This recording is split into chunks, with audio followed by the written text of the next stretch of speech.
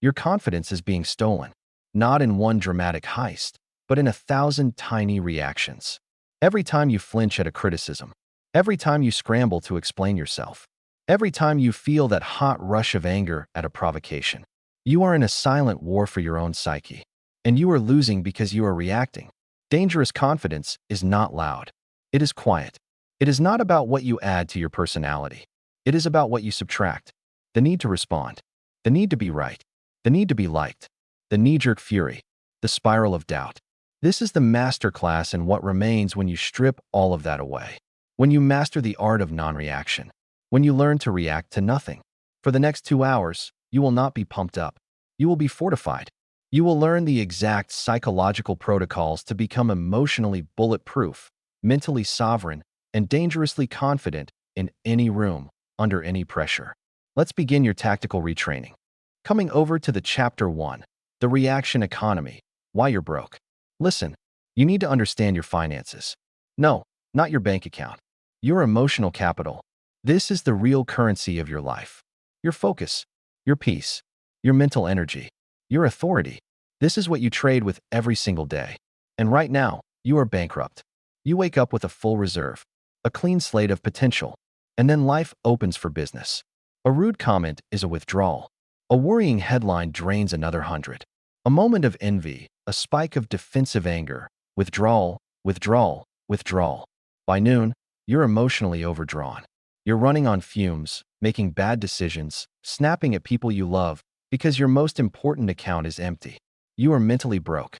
Here is the law of the reaction economy. Every reaction is a withdrawal. Every non-reaction is an investment. Think of your peace as a billion-dollar trust fund. Every time you react, you hand over a chunk of that fortune to whatever or whoever triggered you. They get your money. You get stress. It's the worst deal in history, and you're signing it 100 times a day. Let's analyze a classic transaction. The insult. Someone offers you disrespect. They're holding it out like a used, worthless trinket. You're incompetent. That was stupid. Who do you think you are? You have a choice. You can decline the transaction. You can look at their offering, see it for the emotional monopoly money it is, and simply say no, thank you in your mind. Their currency is worthless to you. The transaction fails. You keep your peace. Or you can buy it. You can reach out, take their insult, and in exchange, you hand over your composure, your good mood, your next 2 hours of focused work. You have now purchased their drama. Congratulations. You're the proud owner of anger and a story about how you were wronged. That's the key. The dangerously confident person is a master economist. They see the price tag on every emotional exchange, and they walk away from bad deals. Don't pay for insults with your peace. You wouldn't trade a diamond for a piece of gum. Stop trading your inner stability for someone else's bad day. You are the master of your own emotional treasury. You don't need their permission to keep your wealth. So, we begin with an audit. A ruthless, clear-eyed audit of your personal reaction economy. You are strong. You are intelligent. You need to see the numbers. Tonight, you will do the reaction trigger audit. Get a notebook, your phone, whatever. You will track, for one day, every major emotional withdrawal. Every time you feel that hot surge, that defensive clench, that anxious spiral. Trigger, coworker took credit for your idea. Reaction, 45 minutes of internal rage, complaining to a friend, loss of focus on your next task. Cost, 45 units of creative energy, 10 units of relationship capital with your friend, who is now tired of the drama. The half-finished project. Trigger, seeing an ex's happy social media post. Reaction, 1 hour of comparative despair, questioning your life choices. Cost, 60 units of self-worth. The productive evening you planned, now gone. See it? Quantify it. It's horrifying. It's liberating. You are hemorrhaging capital on things that do not deserve a single cent of your attention. Your first protocol, starting right now, is the 3-second veto. When you feel the surge, the urge to fire off the angry text, to make the sarcastic comment, to spiral into worry, you freeze. You insert a 3-second space. In that space, you ask the economic question, what is the cost of this reaction? Name the price. Out loud if you can. This email will cost me my morning's peace. This argument will bankrupt my evening with my family. Then, you veto. You choose non-reaction. You choose to invest. You keep your capital. In that moment, You become dangerously confident because your stability is no longer for sale. It's not about suppressing feeling. It's about choosing where to spend your priceless emotional wealth. Think of it like this. The world is a chaotic marketplace full of people trying to sell you junk. Fear, outrage, insecurity, drama. You have been a sucker, buying it all. Starting today, you are no longer a customer. You are the guarded vault. The market can scream its prices outside. You are silent, and you are rich. You have identified the broken economy. You've seen the terrible deals you've been making. Now, we must install the new system. The protective barrier between the chaotic marketplace and your inner vault. We must build the infrastructure that makes non-reaction not an act of willpower, but an automatic function. This brings us to your first major construction project, creating unbreachable space between the world and your worth. Moving to Chapter 2, the emotional air gap, creating space between stimulus and self. And if you're ready to stop going broke in the reaction economy and start building real wealth, do the smart thing. Hit subscribe. Consider it your first major investment in your mental capital. High return, zero risk. The market for your attention is closed here. This is a private bank for your mindset. Chapter 2. The emotional air gap, creating space between stimulus and self. That gasp, that clench in your chest, that flash of heat behind your eyes. That is the sound of a bridge collapsing. The bridge between what happens and who you are. In that nanosecond, you and the event become the same thing. You are hijacked. You are the reaction. Dangerous confidence is not the first feeling. It is the second thought. It is what comes in the space after the trigger, before the you that the world sees. Right now, that space is microscopic. A slammed door, a critical email, a sideways glance, and boom. You are angry. You are hurt. You are defensive. There is no gap. There is only fusion. Our mission is to become engineers of space. We are building the emotional air gap. This is the sacred, silent territory between stimulus and self. It is a demilitarized zone in your own mind. In this gap, you are not a reactor. You are a sovereign commander, assessing the situation from a place of total choice. You have a choice: to be a fuse, instantly lit, or to be a circuit breaker. That's the key. The world will throw the spark. Your job is to control the flammable material. That material is your physiology. Your nervous system is the hardware. We must master it. When threat is perceived, and an insult from a stranger is processed by your ancient brain as a threat, your amygdala hijacks the system. It floods you with chemicals for fight or flight. Your heart pounds. Your vision tunnels. Your thinking brain goes offline. This is biology, but it is not destiny. We install a manual override. The tactical breath. Forget calming breaths. This is a system interrupt. The 4-7-8 breath. Inhale through your nose for a count of 4. Hold that breath for a count of 7. Exhale slowly through your mouth for a count of 8. Do this once. Just once, the moment you feel the hijack begin. This is not relaxation. This is a physiological command. Holding the breath increases CO2, which triggers the parasympathetic nervous system, the brake pedal. The long exhale is the release of the gas. You are manually switching your body from react mode to observe mode. You are strong. You are intelligent. You are taking the steering wheel back from the lizard brain. You don't need the amygdala's permission to breathe. With the body pacified, we now retrain the mind. We create psychological distance. We use the labeling drill. Your old, reactive language fuses you with the feeling. I am angry. I am anxious. This is a lie. You are not the weather. You are the sky. The sky does not become the storm. It contains the storm. It observes it. The storm rages and passes. The sky remains, vast and unchanged. Your new language. I am noticing the sensation of anger. I am observing the feeling of anxiety. I am detecting a thought about insecurity. Say it out loud right now, to nothing. I am noticing the sensation of listening. Feel that? The slight separation? You have created a tiny gap between the observer, the real you, and the temporary emotional event. You are not the weather. You are the sky. This is the core of non-reaction. You are not suppressing the feeling. You are changing your relationship to it. You are placing it outside of you, on a workbench, to be examined. Ah, look, a feeling of rage. How interesting. Where did you come from? What are you trying to tell me? This detachment is power. It is the essence of dangerous confidence. Your action protocol. starting with the very next trigger. 1. Freeze. Do not move a muscle. Your first reaction is to be still. 2. Command the circuit. 1 4 7 8 breath. In for 4. Hold for 7. Out for 8. This is non-negotiable. 3. Label. In your mind, state the observation. I am noticing a hot feeling in my face. I am observing a narrative that I've been disrespected. 4. Ask the economic question. Now, from this calm space, ask, what is the wise investment of my energy here? This is how you build the gap.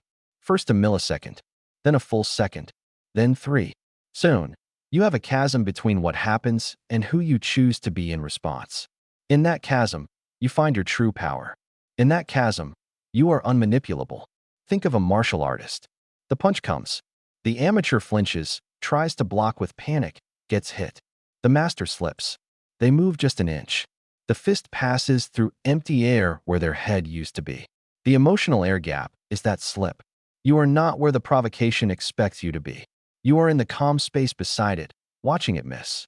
You have now installed the manual override and learned to observe the storm from the sky. But to be truly unshakable, you must do something more radical. You must change what the storms can even touch. You must detach your fundamental worth from the chaos of other people's opinions and the world's random events. We must forge the invisible armor. Moving to Chapter 3, the invisible armor, detaching your worth from external noise. And if you're building your own emotional air gap and want these tactical upgrades delivered straight to your command center, hit subscribe. It's like installing a permanent circuit breaker in your feed. No more shorts. Just clean, stable power to your mindset. Consider it a strategic investment in your sovereign psyche. Chapter 3.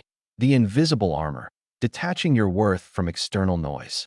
The air gap is your defense. But what are you defending? A castle made of sand? A sense of self built on the shifting, chaotic opinions of others? If that's the case, no defense will hold. You will react to everything because everything threatens the foundation of who you think you are.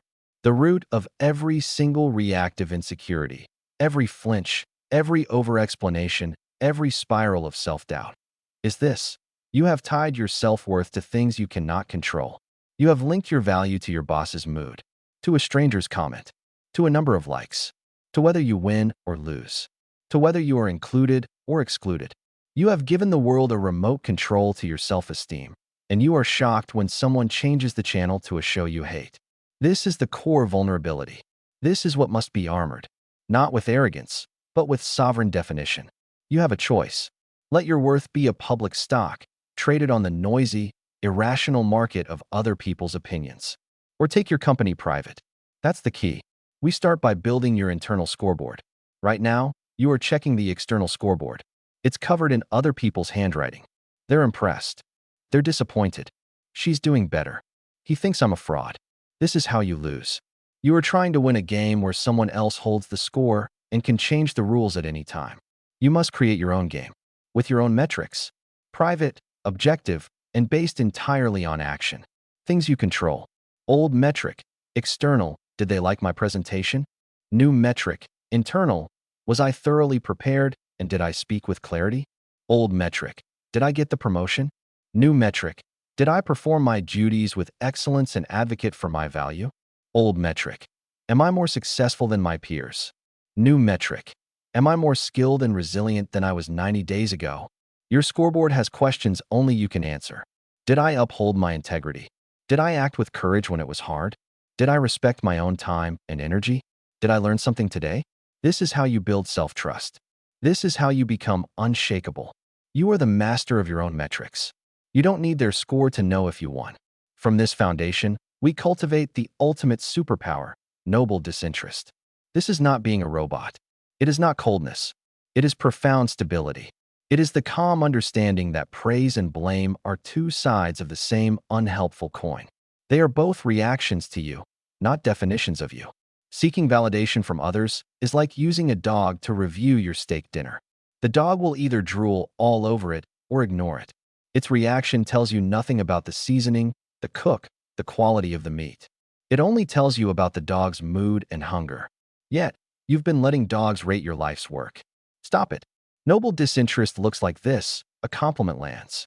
You smile, say thank you, and let it go. It does not inflate you. An insult lands. You pause, see if it contains useful data, rarely, and let it go. It does not deflate you. Both are just sound waves hitting your armor and falling away. Your internal temperature does not change. You are strong. You are intelligent. Your worth was not conferred by the praise, and it cannot be rescinded by the criticism. It is inherent. It is axiomatic. It is the ground you stand on.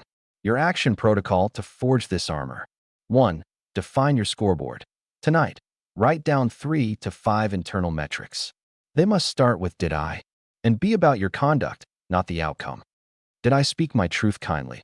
Did I protect my focus time? This is your new constitution. 2. The evening review. Each night, review your day only against your internal scoreboard. Grade yourself. No one else gets a vote. 3. Practice detached reception. The next time you receive praise or criticism, perform the ritual. Hear it. Nod. Say inwardly.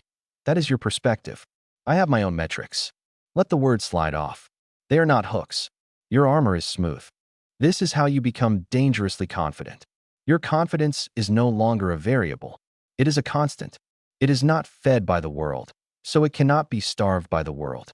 You have moved your worth from the volatile external market to the impregnable internal vault. You have now armored your worth. You are defining yourself from within. But the world doesn't just attack with words. It attacks with presence, with pressure, with nonverbal tests. Your body broadcasts your inner state before you utter a word. To master non-reaction, you must master the silent language you speak with every fiber of your being. We must now train the body to project the unshakable calm of the armored mind. Moving to Chapter 4, the silent language of power, mastering nonverbal non-reaction. And if you're building your internal scoreboard and want to master the unspoken rules of power, hit subscribe. It's like adding a stealth module to your armor. No flashy lights, just a deeper, quieter frequency of confidence that people feel before you even speak. Consider it a private upgrade to your sovereign operating system. Chapter 4, the silent language of power, mastering nonverbal non-reaction. Your mind can be a fortress. Your worth can be armored. But if your body is a nervous, twitching, leaking broadcast tower of anxiety, you have already lost. You have reacted. The world doesn't hear your thoughts. It reads your body. And your body is telling a story of fear before you even open your mouth.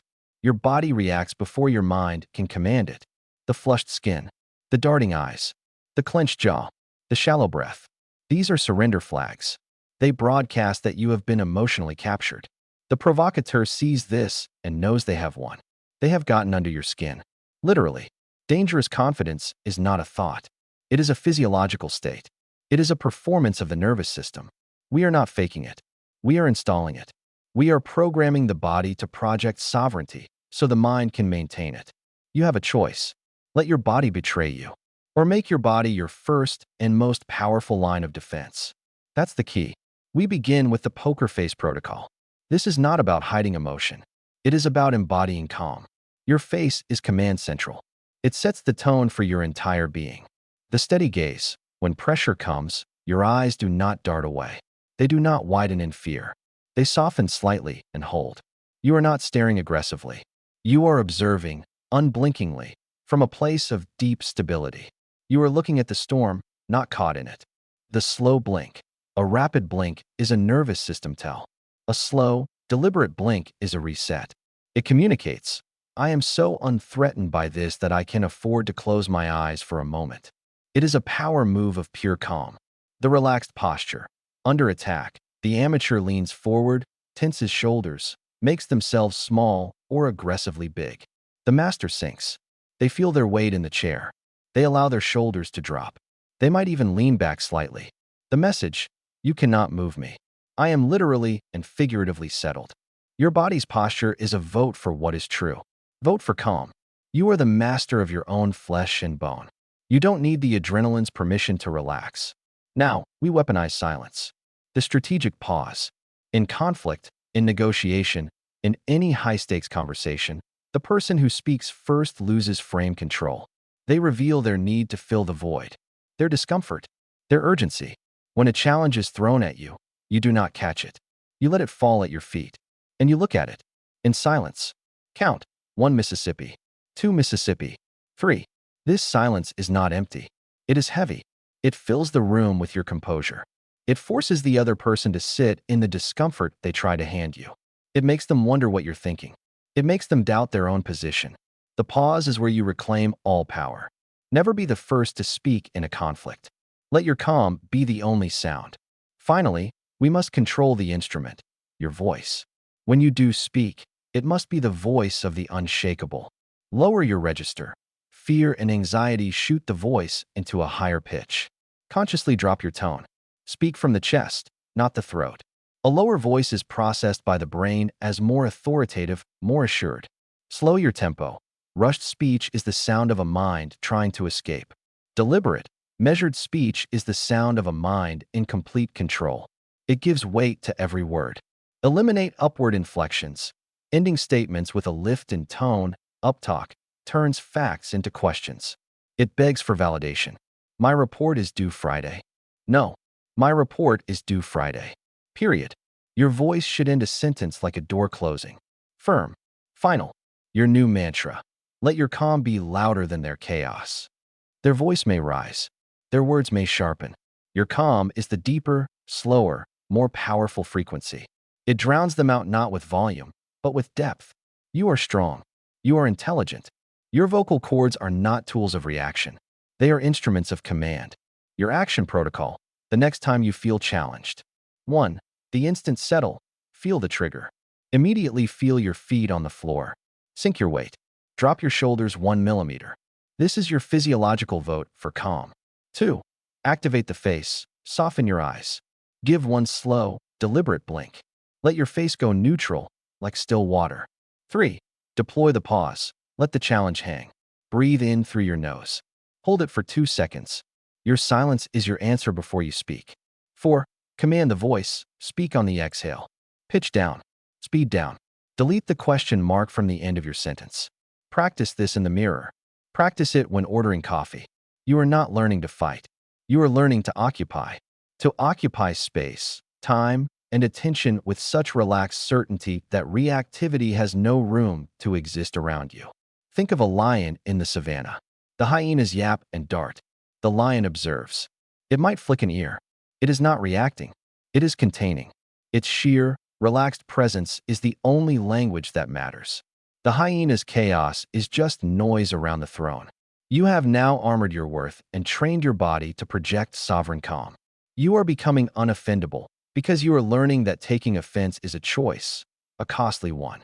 But the world will test this. It will send professional provocateurs, masters of drama, experts in getting a rise out of people. Your final test in the art of non-reaction is to become truly, beautifully, unoffendable. This is where your dangerous confidence becomes a social superpower. Moving to Chapter 5, the art of the unoffendable man/woman. And if you're programming your silent language of power, let this channel be part of your daily drill. Hit subscribe. It's like a daily calibration for your composure, ensuring your internal metrics, your body, and your voice stay aligned on the frequency of unshakable confidence. No drama, just signal. Chapter 5. The art of the unoffendable man/woman. Offense is not taken. It is offered. And you have been accepting delivery of every poisonous package sent your way. Here, this is for you. It's a box of disrespect. And you've been signing for it. Yes, that's mine. I'll take that. Let me open it up, examine the contents, and let it ruin my afternoon. This stops now. Taking offense is not something that happens to you. It is a choice you make. It is a surrender of power. You are handing the remote control of your emotional state to another person and saying, "Here, you pick the channel." And they will always choose static.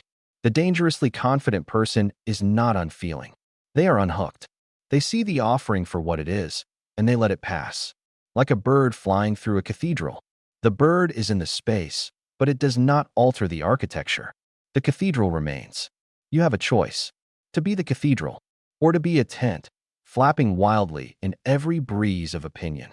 That's the key. Let's reframe the insult. It is not a verdict. It is data. Crucial, revealing data about the speaker. An insult about your intelligence. Data point. This person uses intelligence as a weapon. They likely feel threatened. A passive-aggressive dig about your lifestyle. Data point.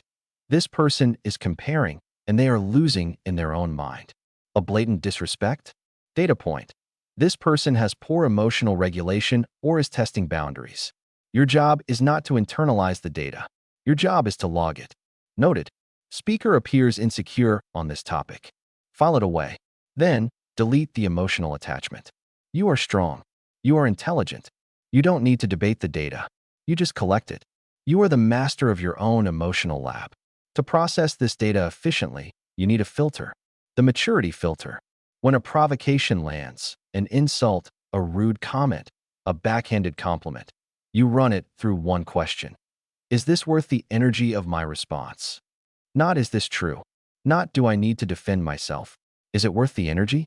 The precious, finite emotional capital from Chapter 1. A troll online? Fails the filter. Energy cost, high. Return, 0.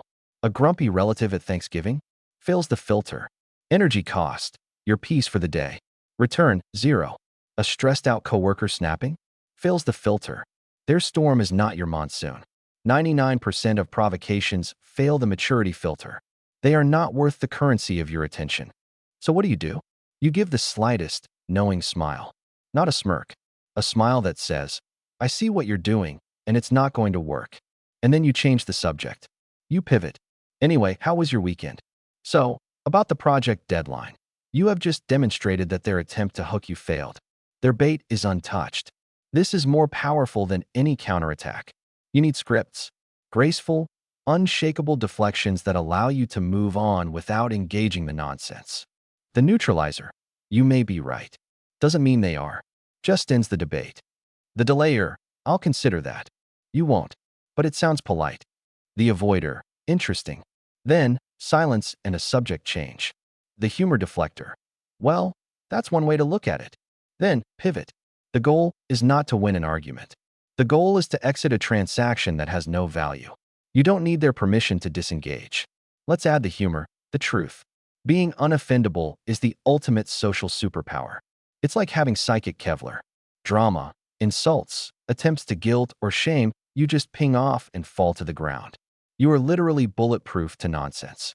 People run out of ammunition. They get tired. You remain calm, amused, and in control of every room you're in because you control what gets in. Your action protocol, the next time offense is offered. 1. Pause and label. Feel the hook.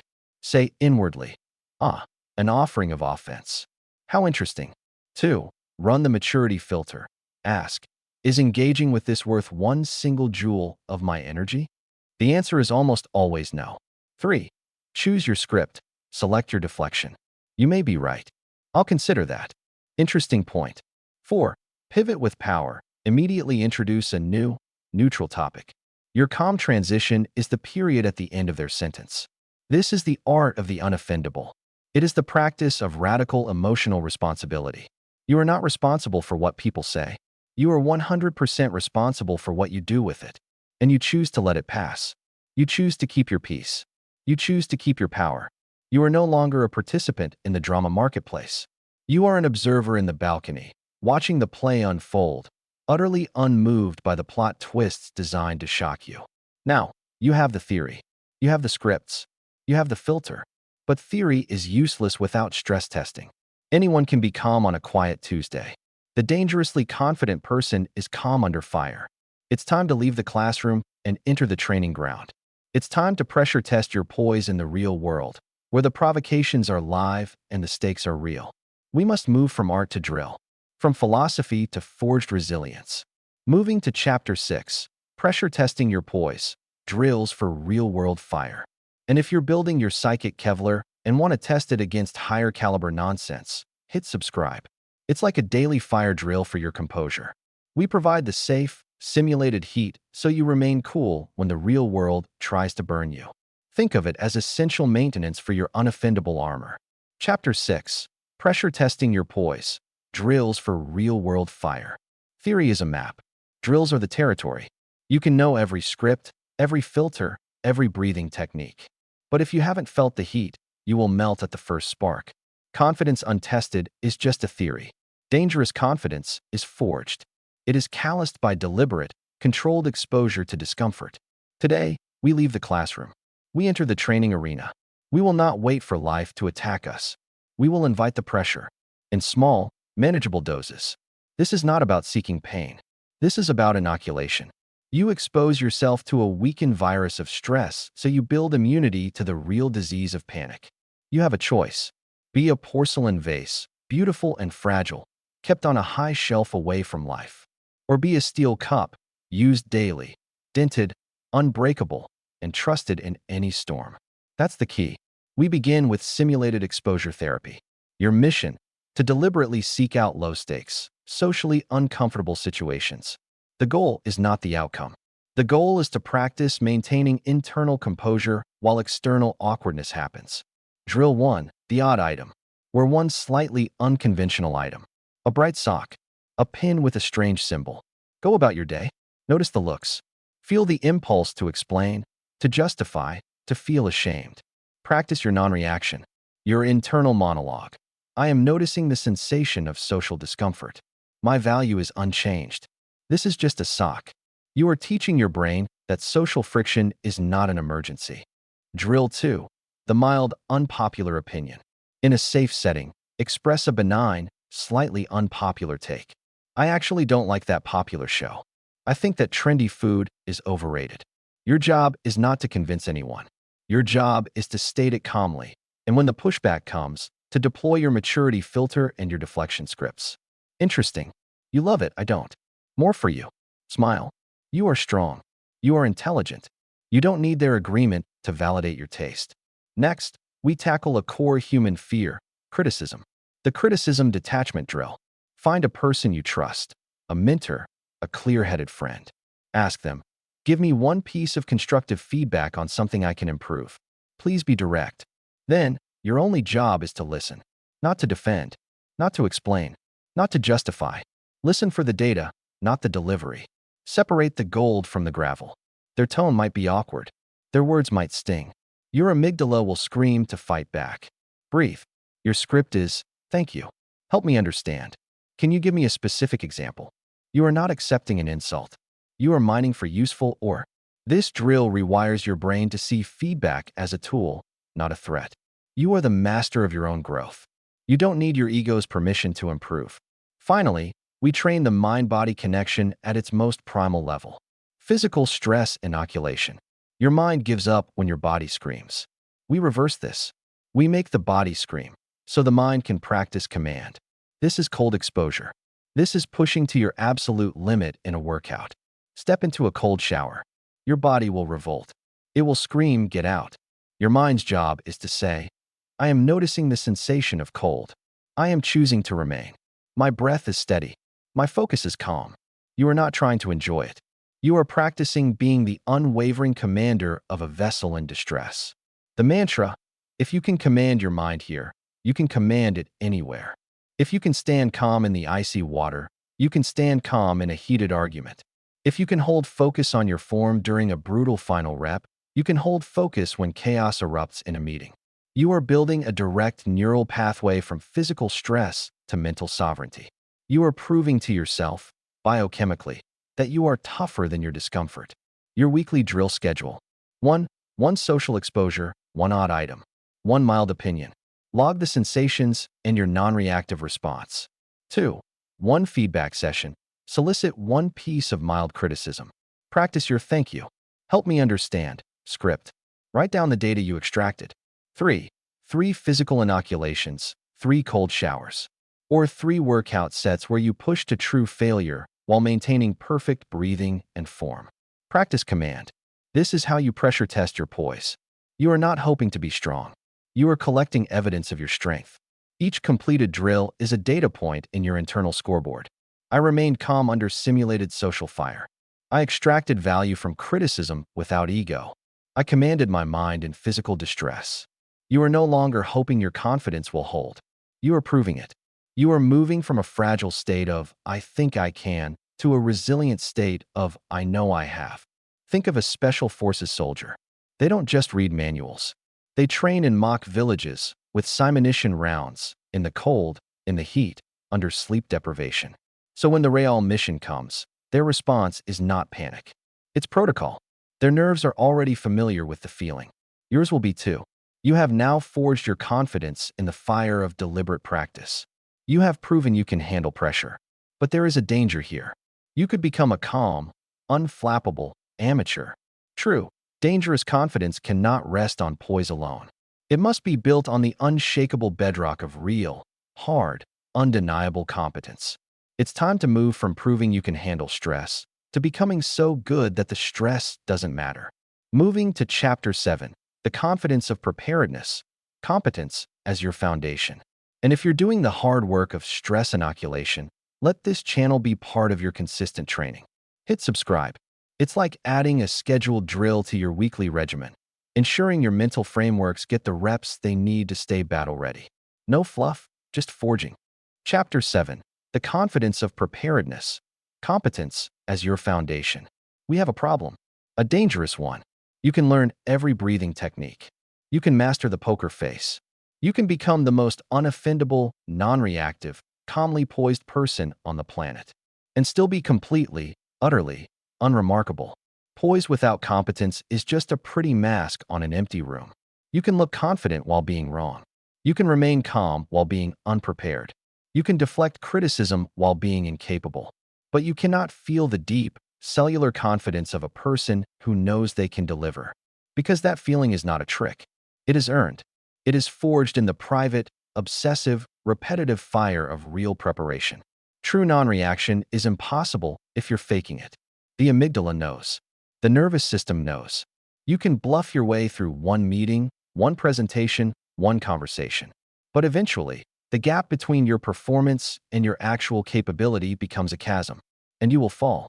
Hard, dangerous confidence is not a performance. It is a byproduct. It is the exhaust fume of a machine that has been engineered, tested, and proven. It is what's left when you have done the work so many times that failure is no longer a possibility you need to consider. You have a choice. Be a confident fraud, terrified of exposure. Or be a competent builder, quietly certain of your structural integrity. That's the key. We must adopt the 10,000 drill mindset. This is not about reaching arbitrary mastery. This is about private, obsessive, unglamorous repetition until your competence is undeniable to you. The world doesn't need to see your drills. You do. You are the only audience that matters for this performance. The surgeon doesn't practice sutures for applause. They practice because the patient's life depends on muscle memory, not inspiration. The pilot doesn't log simulator hours for Instagram. They log them because when both engines fail at 30,000 feet, there is no time to think. There is only training. The musician doesn't play scales for applause. They play them because when the spotlight hits, their fingers need to know the geography of the instrument without consulting the conscious mind. Your craft is no different. Sales calls, coding, writing, public speaking, parenting, leadership. Whatever your arena, your confidence in the moment is directly proportional to your preparation in the thousands of moments before. It's not about talent. It's about repetition. Talent is a story. Repetition is a fact. You are strong. You are intelligent. You can outprepare anyone. This is how you build unshakable internal proof. Internal proof is the quiet, unspoken archive of evidence you hold about yourself. It is not, I think I'm good at this. It is, I have done this specific task 847 times. I have logged my results. I have analyzed my failures. I have refined my technique. I am not guessing. I am executing from a database of lived experience. When you have internal proof, external noise becomes irrelevant. A critic says, "You're not ready." Your internal archive responds, "I have prepared. I have the data." Your opinion is not required for my confidence to function. You don't need their permission to trust your own evidence. This is how preparation kills anxiety. Anxiety is the fear of the unknown. Preparation makes the unknown known. You have already fought this battle in the dojo. The real thing is just another repetition with a different audience. Let me give you a tactical example. You have a high-stakes presentation. The amateur spends the night before rehearsing, sweating, imagining worst-case scenarios. They arrive tired, reactive, and praying for mercy. The dangerously confident professional has already done the work. They have practiced the presentation, alone, 27 times. They have recorded it and listened back. They have anticipated the 3 hardest questions and prepared concise, evidence-backed answers. They have slept well because their preparation is complete. When the difficult question comes, the amateur's heart races. They react. They scramble. The professional breathes. They pause. They access the prepared answer. They deliver it calmly. They are not reacting to the moment. They are recalling the rehearsal. The moment is just a playback of work already done. Your action protocol, starting this week. 1. Identify your core drills. What are the fundamental, repetitive skills that underpin your competence? Sales calls, writing drafts, coding functions, negotiation scenarios. Name 3. These are your scales, your sutures, your simulator hours. 2. Schedule the private obsession. Block 60 minutes, 3 times this week, for deliberate, focused, unglamorous practice. No audience. No recording for social media. Just you and the reps. Log each session in your win log. Drill session completed. Focus. Objection handling. 12 repetitions. 3. The pre-mortem protocol. Before any high-stakes event, ask yourself, what are the 3 worst things that could happen? Then, prepare your response to each. In writing, rehearse it. Now, those outcomes are no longer terrifying unknowns. They are scenarios you have already survived in your preparation. This is the foundation of dangerous confidence. It is not a feeling you conjure. It is a fact you accumulate. Each rep is a brick. Each log session is a steel beam. You are not hoping the building will stand. You are certifying it. Think of the Olympic archer. In the final, gold medal moment, the crowd is silent. The pressure is unimaginable. The archer draws the bow. Their face is calm, not because they have mastered their emotions, though they have, but because they have released this arrow 10,000 times in practice. This is just number 10,001. The body knows. The mind trusts. The arrow flies true. You are now building your arsenal of internal proof. Your poise is no longer a fragile shield. It is a reinforced wall, buttressed by thousands of hours of silent, private competence. You are not easily shaken because you are not easily surprised. You have already been here, in the rehearsal hall, 100 times. But there is a final frontier. You have learned to not react to others. You have built competence that makes you unassailable. Yet you may still be reacting to something else, the imagined voices in your head, the internalized expectations of parents, partners, peers, and society. To be truly sovereign, you must learn to make decisions without outsourcing your approval. We must now sever the final strings. Moving to Chapter 8, Sovereign Decision-Making, Cutting the Strings of Approval. And if you're committed to building competence that can't be questioned, let this channel be part of your private drill rotation. Hit subscribe. It's the repetitive rep your mindset needs. Weekly sessions of focused, unglamorous mental conditioning. No hype, just hammering. Your future, competent self will thank you for the preparation. Chapter 8, Sovereign Decision-Making, Cutting the Strings of Approval. Look at your hands. Are they holding the pen? Or are there strings attached to your wrists? Thin, invisible threads leading to your mother, your boss, your friends, your followers, your partner, your old coach from high school. When you make a decision, do you move your own hand? Or do a dozen puppeteers pull you in a dozen different directions? Reactive people outsource their choices. They poll the audience before deciding their own life direction. What should I do? What would you do? Is this a good idea? They are not decision makers. They are referendums. They put every major choice up for public vote, and then they are shocked when the election results leave them miserable. The dangerously confident person does not outsource sovereignty. They decide in a vacuum of their own values. They gather information, yes. They consider perspectives, yes. But the final verdict is rendered in the silent chamber of their own judgment, with no external voices present. The pen moves because they chose to move it. No strings. You have a choice. Be a puppet, dancing for a scattered audience. Or be the puppeteer, holding all the strings, including the ones attached to your own life. That's the key. We now install the Council of One protocol. This is not a rejection of advice. This is a rejection of approval seeking. There is a vast difference between gathering data and surrendering authority. The Council of One is how you maintain sovereignty while remaining intelligent. Here is the protocol for any significant decision. 1. Silent intake.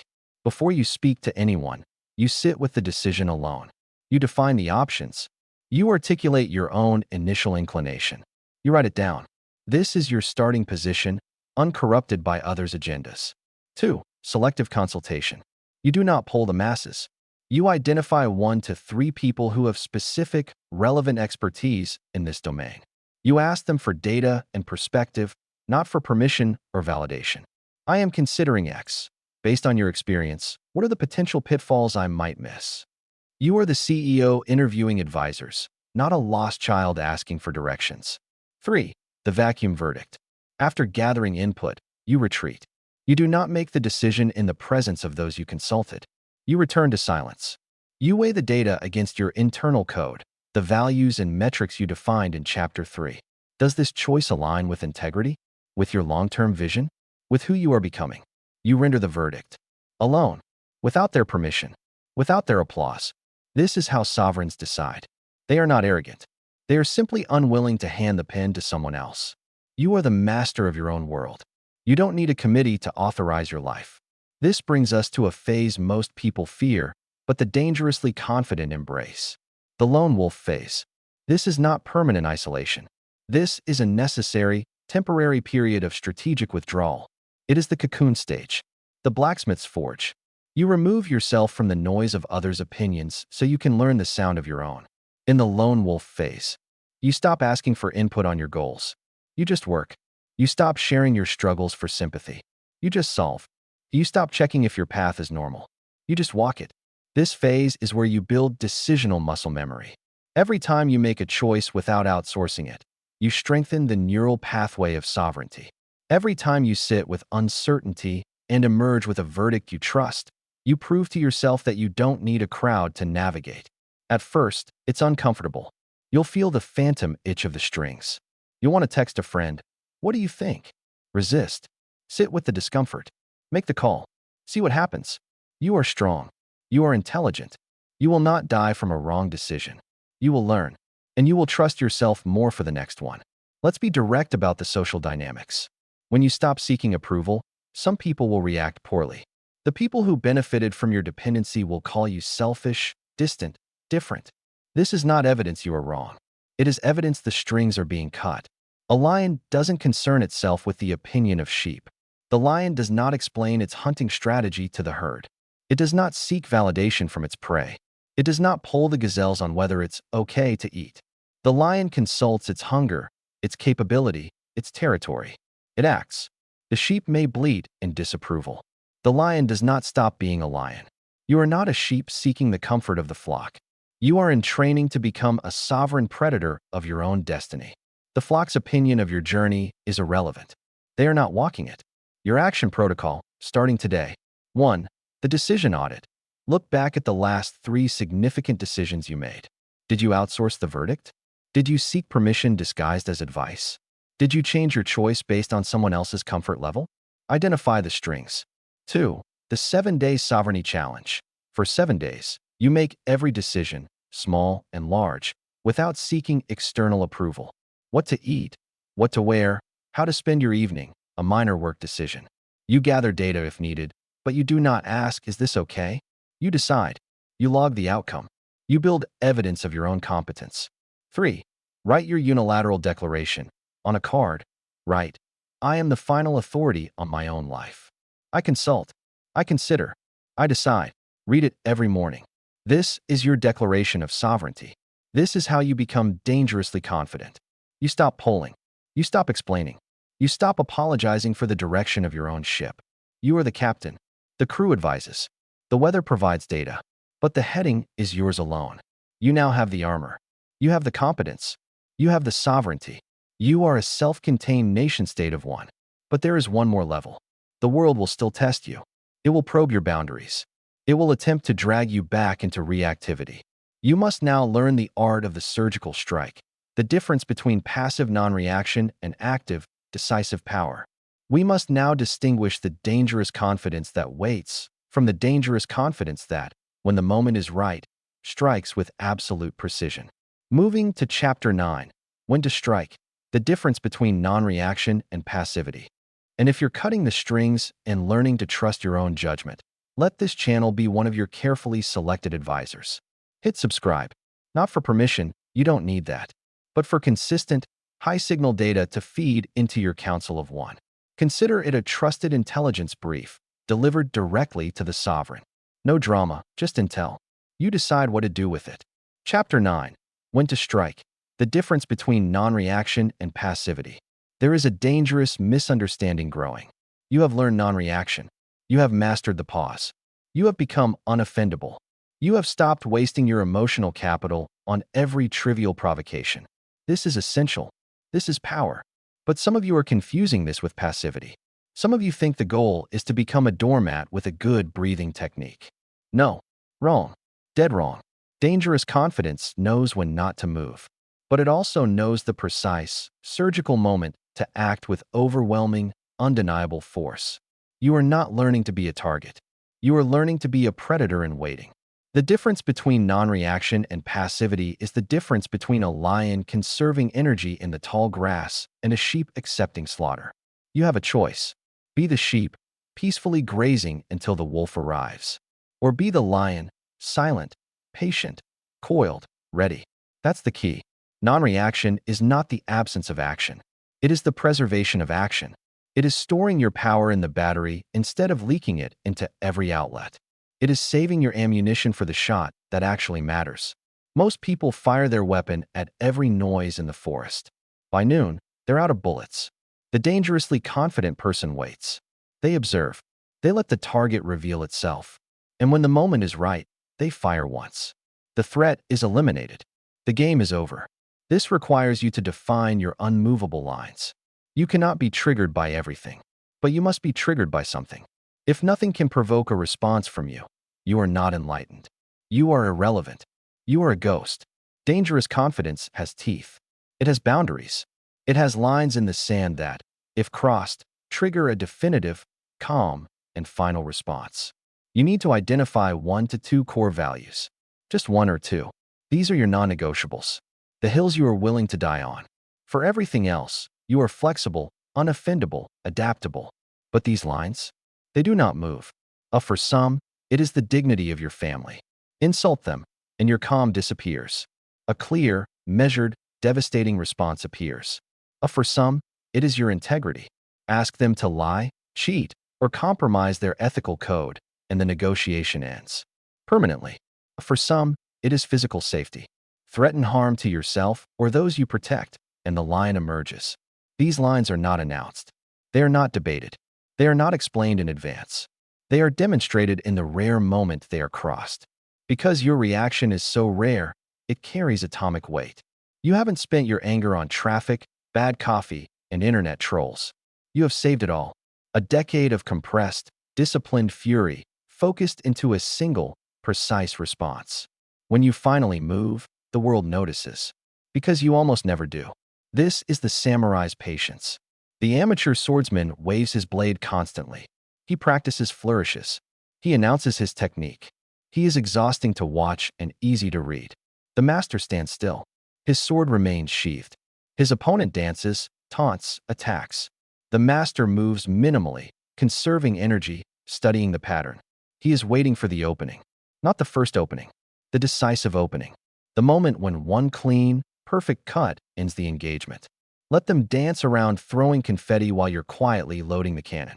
They can exhaust themselves with emotion. Let them. Their energy is a finite resource. Yours is conserved. They scream, post, argue, explain, justify. You observe. You breathe. You wait. And when their tantrum has peaked, when they are spent, when they have revealed every weakness and exhausted every argument, you speak. One sentence. One decision. One action. Clean. Final. Devastating. This is not cruelty. This is efficiency. This is the conservation of your sovereign energy. You do not engage in skirmishes. You only fight the war-ending battle. And you only fight it when victory is certain. Your action protocol to define and defend your unmovable lines. 1. Identify your 1 to 2 sacred values. Not, I don't like being interrupted. That's a preference. A sacred value is something you would sacrifice comfort, money, status, or relationships to protect. What is it? Write it down. One sentence. This is your line. 2. Pre-decide your response. You do not decide what to do when the line is crossed in the heat of the moment. You decide now. If someone demands I participate in activity X that violates my integrity, I will say, I cannot participate in that. I'm happy to help find another solution. Then I will leave the conversation.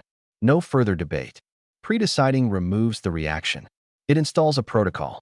3. Practice the stillness. This week, identify one low-level provocation you normally react to. A political post, a rude comment, a minor injustice. Practice not engaging. Feel the urge to dance. Let it pass. You are training your patience muscle. You are saving your powder for the real war. This is how you become dangerously confident. You are not reactive. You are not passive. You are reserved. You are a sovereign nation with clearly defined borders, a strong military, and a decades-long policy of strategic non-intervention. Other nations may bluster, test your boundaries, even insult your ambassador. You do not deploy the Navy over an insult. But if they invade your territory, if they cross the line, the response is absolute, immediate, and final. Think of the most respected leaders, the most powerful individuals you know. Do they react to every criticism? Do they explain themselves to every detractor? Do they engage in every food fight? No. They are calm, focused, and selective. But when they do speak, when they do act, the room changes. The conversation ends. The decision is made. That is the power of preserved force. You are now armed with the economy, the air gap, the armor, the poise, the competence, the sovereignty, and the patience. You are a fully operational sovereign state of one. You know when not to move. You know when to strike. There is only one final integration. One last step from having the tools to being the tool. We must now move from practicing these protocols to embodying them. We must build the fortress so deep within you that it becomes your permanent residence, not a weekend cabin. Moving to Chapter 10, the unshakable core, living from your inner fortress. And if you're learning the art of strategic patience and want to continue calibrating when to hold and when to strike, hit subscribe. Consider it your weekly intelligence briefing, helping you distinguish the meaningless skirmishes from the decisive battles. We don't tell you when to fire. We just help you keep the powder dry. Your cannon, your call. Chapter 10, the unshakable core, living from your inner fortress. You have the tools. You have the protocols. You have the training. Now comes the only question that matters. Who are you? Not who were you last year, drowning in reactions, starving for approval, scattered by every breeze. Not who you are on a good day when the triggers are mild and the sleep was deep. But who are you at your core? What is the operating system that runs beneath all the techniques? This is the culmination, the final integration. You do not merely practice non-reaction. You become non-reaction. You do not merely use the inner scoreboard. You are the scoreboard. The fortress is no longer a place you visit when threatened. It is where you live, permanently. It is your address. Your identity is no longer reactive. It is proactive. You do not wake up wondering what the world will throw at you today and how you will dodge it. You wake up inside your chosen principles, and the world must contend with that reality. You are not a leaf in the wind. You are the mountain. The wind does not define the mountain. The mountain defines the wind's experience of the mountain. You have a choice. Live as a question mark, constantly shaped by external answers. Or live as a period. Complete. Final. Defined from within. That's the key. You are the master of your own world. Not of the world. You cannot control the chaos. But of your world. The internal kingdom. And a sovereign does not abdicate the throne every morning. This permanence requires maintenance. Even the strongest fortress needs a garrison. Even the sharpest blade needs the whetstone. You must install daily rituals that maintain the unshakable core. These are not chores. They are your sovereignty drills. They are the price of admission to your own life. Ritual 1, the morning grounding. Before you touch the device, before you read the news, before you speak a single word to another human, you spend 5 minutes in your own presence. This is non-negotiable. You sit. You breathe. You feel the weight of your body in space. You run your internal code through your mind. I am strong. I am intelligent. I act from principle, not from mood. My peace is not negotiable. You are not generating positivity. You are reminding yourself of the law. You are the king reviewing the Constitution before the court convenes. When the chaos comes later, you will not be shocked. You have already grounded your flag in sovereign territory. Ritual 2, the evening integrity review. At the end of each day, you do not scroll mindlessly into unconsciousness. You open your internal scoreboard. You ask the questions that matter. Did I act from my values today, Or did I react from my wounds? Did I spend my emotional capital wisely? Or did I go bankrupt on nonsense? Did I uphold my unmovable lines? Or did I let them blur? Did I prepare my competence? Or did I coast on yesterday's training? You do not berate yourself for failures. You log data. You note the gap between your code and your conduct. You resolve to close it tomorrow. You are the sovereign conducting a nightly audit of your own treasury. No one else gets to see this ledger. It is for you. It is how you build self-trust, one reviewed day at a time. Ritual 3. Continuous skill sharpening. Dangerous confidence is not static. The world evolves.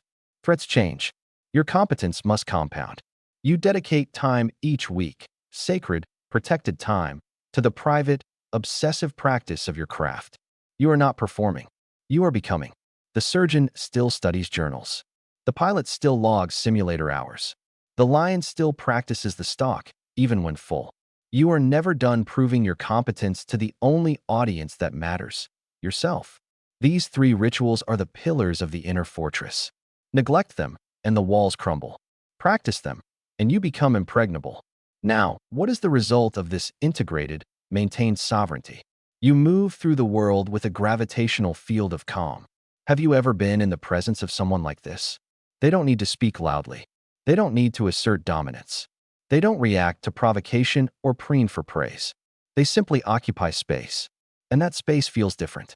Safer, clearer, more real. People are drawn to it, or intimidated by it, but never indifferent to it. This is not charisma. It is presence. It is the physical manifestation of a self that is fully owned. People cannot manipulate you because you do not react to their levers. They try shame, nothing. They try flattery, nothing. They try anger. You observe it like weather. Their tools are useless against your architecture. You are not resisting them. You are simply unavailable for manipulation. People cannot intimidate you because you are not afraid of their emotions. Their rage is not your emergency. Their disappointment is not your debt. Their judgment is not your verdict. You are not cold or cruel. You can be compassionate, helpful, cooperative, but you are not co-opted. Your center of gravity is internal, and it does not shift to balance their instability. This is dangerous confidence. Not loud, not aggressive, simply unshakable. Repeat this until it is the drumbeat of your existence. My peace is not negotiable. My confidence is not communal. My peace is not negotiable. You cannot offer me enough drama, enough urgency, enough guilt to trade for my calm. The price is infinite. The transaction is declined. My confidence is not communal. It was not conferred by consensus, and it cannot be rescinded by criticism. It is my own private property, earned in silent hours of preparation and integrity. I do not poll the audience to know my worth. My peace is not negotiable. My confidence is not communal. This is your new operating system. This is the unshakable core. Your final action protocol. The commitment that seals the fortress. 1. Draft your sovereignty covenant. Write down your 3 daily rituals. Morning grounding. Evening integrity review. Weekly skill sharpening. Sign it. Date it. This is your contract with yourself. 2. Install the triggers. Set alarms. Place sticky notes. Do whatever is required to make these rituals automatic. You are not hoping to remember. You are engineering remembrance. 3. The 7-day embodiment challenge. For the next 7 days, you will not try to be non-reactive. You will simply wake up in your fortress and stay there. Every morning, you ground. Every evening, you review. Every moment in between, you observe the chaos from the walls, not the streets. At the end of 7 days, you will not be practicing confidence. You will be living it. This is the end of the training, but it is the beginning of everything else. You entered this audiobook reactive, vulnerable, and broke in the reaction economy. You leave it armored, sovereign, and dangerously confident. You have learned to react to nothing, not because you are numb, but because you are full. Full of your own purpose, your own competence, your own peace. There is no room for their noise. The fortress is complete. The gates are secure. The sovereign is at home. Now, go live your life. Not as a reactor to the world's chaos, but as the calm center around which your own world revolves. Go, and be unshakable. And if this fortress has become your permanent address, hit subscribe. Not because you need my permission, you've already severed those strings, but because maintaining sovereignty requires consistent, high-signal input. Consider this channel part of your morning grounding ritual. A 5-minute reminder of who you are before the world tries to tell you otherwise. The gate is open. The choice is yours. You are the master of your own world. Let this be the end of your old, reactive life. You now own the protocols. You bankrupt the reaction economy. You install the emotional air gap. You forge the invisible armor. You speak the silent language of power. You become unoffendable. You pressure test your poise. You build on the bedrock of competence. You make sovereign decisions. You choose your strikes with precision. And from your unshakable core, you command your world. This is not a personality. It is a position, a tactical, defensible, powerful position within your own mind. Your mission is clear. For the next 7 days, you will run the reaction detox. You will not justify, argue, defend, or explain yourself. You will not take the bait of drama or insult. You will breathe through the urge. You will observe the trigger and let it pass. You will practice the power of the unbothered. For 1 week, you will react to nothing. And you will discover the terrifying, powerful, attractive person who has been waiting underneath all those reactions. The fortress is built. The gate is open. Walk in, and don't look back.